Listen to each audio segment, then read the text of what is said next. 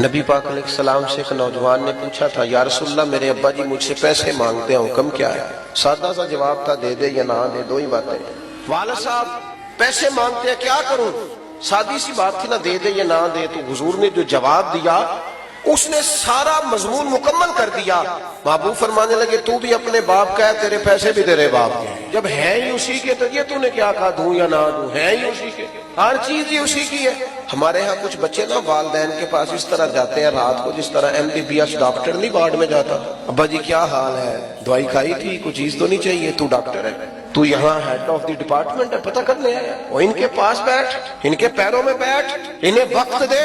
تجھے پتہ ہے نبی پاک علیہ السلام نے فرمایا جنت ماں کے قدموں کے نیچے، حضور نے فرمایا جس کا باپ راضی اس کا اللہ راضی، جس کا باپ ناراض اس کا رب ناراض۔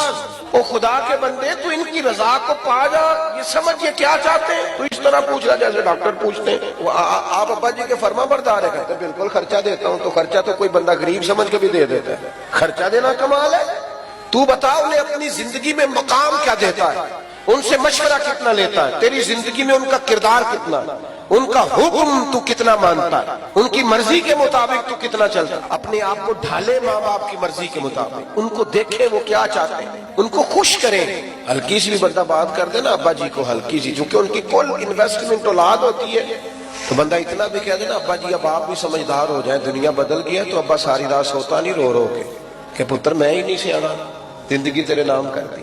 ہلکی سی بھی کبھی ماں باپ کے معاملے میں کسی قسم کی کمزوری نہ دکھاؤ۔ اور نوجوانوں، آپ جوان ہیں تو آپ کا حوصلہ بھی جوان ہونا چاہیے، اور جو ماں باپ کی جھڑکی نہیں سہ سکا پھر اس نے سہنی کس کی؟ ان کی سہو، یہ ڈانٹ دے تو برداشت کرو، ان کے بارے میں اپنی طبیعتوں کو نرم کرو۔